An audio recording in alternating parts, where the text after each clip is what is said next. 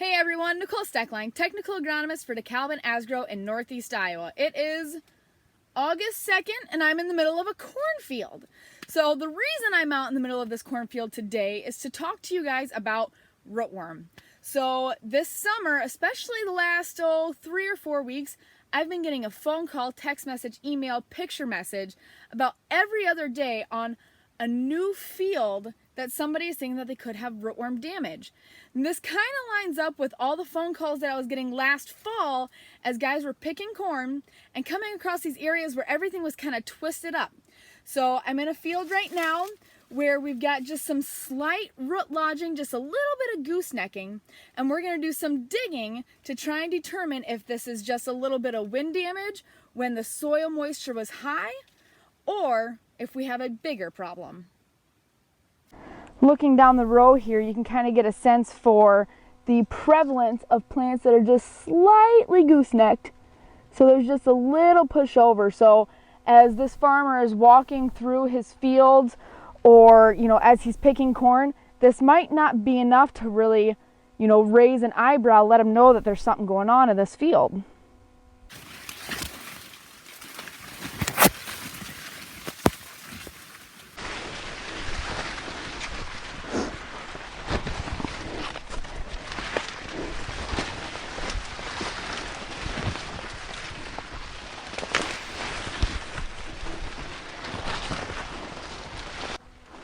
So as I'm down here pulling these root balls out, since I'm not seeing a whole lot of beetles right now, meaning that either they aren't there or they haven't emerged yet, I'm going to keep a really close eye out for larvae as well as pupating larvae.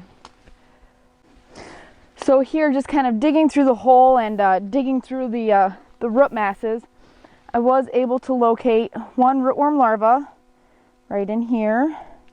If you can see him kind of squirming around.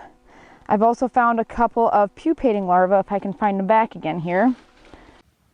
Alright, so we've got a couple of root balls dug up. We can see already that we've got kind of a restricted, smaller root ball for the size of corn that we have here.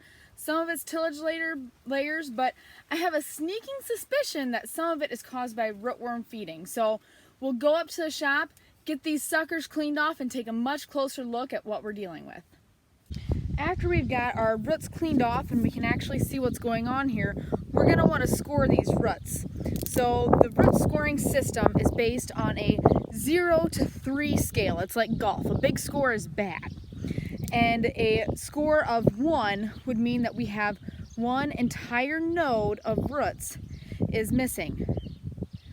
As we go to a decimal point, so 1.3, 1.5, that would mean, like if we had a 1.3, that would mean that we have one whole node missing, plus 30% of the next one is missing as well. So if we take a look at this root here, I like to snap off roots as I go. That way I can see what's going on underneath. So this whole node here, and you count a root when it has been fed within 1.5 inches of the stalk. Most of these, we've got feeding damage here, we've got feeding damage here as well, but it's not close enough to the stalk to be counted. Now, as we get going here, you can notice all this dark tissue here. This is damage from corn rootworm feeding, taking a bite, and dying on it, as opposed to taking a bite and starting to bore in there. So right now we're doing okay. Let's see here. So we don't have... There's one root that is probably fed within 1.5 inches of that. And then we've got another one here, another one here, another one right here. You can see that the actual nodal root has been fed down, but all this root stuff here, this is branching regrowth that's happened later on after the feeding has happened. So that one has been fed down to within 1.5 inches of the stem. Then it's had some regrowth, but we're going to go ahead and count that because that amount of feeding has occurred. We've done our root digs, and after scoring them, the node injury score is above a 0.5 and to about 0.7, which means that of those 3 nodes that we scored, we have 5 to 8 nodal roots that have been fed to within 1.5 inches of the stalk. At this point, It pays to bring on more management strategies to manage these corn rootworm populations. If you're at that point, the best, fastest, easiest way and cheapest way to do this is to rotate to a non-host crop, such as alfalfa or soybeans. Best way, hands down, to do it. If you have to plant corn, let's say you have extremely steep hills and you're not allowed to put beans on there, you get a landlord maybe that just won't let you do it, and you have to stay corn, your first management step happens this summer yet, with managing the adult populations. Now, in most cases, our heaviest populations are western corn rootworm. Now, just like if we're going after geode populations and we want to bring those populations down, we go after the females. Same thing applies when we're talking about western corn rootworm, and lucky us, we're able to distinguish the difference between males and females in the western corn rootworm population. So the males will emerge first, and they will be yellow, and their back will be fairly solid black. As they emerge, they are not quite yet sexually mature. So they're going to chill out in this corn. They love to eat pollen. If they can't get enough pollen, they'll go to the silks, eat those because they're full of moisture. If the silks haven't emerged yet, they'll just chill out, eat on and chew on some leaf tissue until the silks emerge. Until the females come out about 14 days later, and they are sexually mature. The females will have 3 distinct stripes down their back. And within 24 hours, they're bred, because remember, the dudes have just been chilling out here waiting for the females to show up to the party. So they'll be bred within 24 hours, and then you'll have about 10 days to 14 days before they have their eggs developed. They go down in the soil and lay those eggs. That is going to be your optimum timing for spraying adult beetle populations. Something else to think about, though, is that not all of them hatch at the same time. So you're going to have a window of opportunity to get the most kill as possible.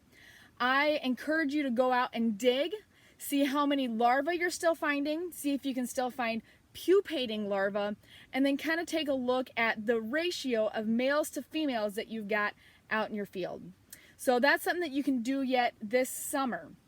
Looking into next year, continue to plant the most effective trait package that you can. At this point in time, that is Smart Stacks Rib Complete product. And then you'll also want to put a full rate of a granular soil insecticide in the furrow.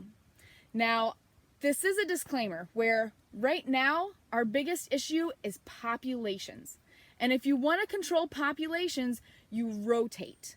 Now, killing off some of the females, it is not bulletproof, because you will typically have quite a few that will not get killed by that insecticide application, whether it's because they're hid in the silks and the tip of the ear, they're still in the soil. By putting in an in-furrow insecticide and continuing to using Smart Stacks and using that, what you're doing is not so much taking care of the populations. What you're doing is keeping your corn standing and protecting the root mass, while not doing a great job of really drastically reducing those populations. So while you're helping yourself out, it's going to take a much longer period of time before you've actually reconciled the overarching problem. So get out there, get digging, and make sure that you have the most information available about your farm for better management strategies in the future. And as always, call, text, or email with questions.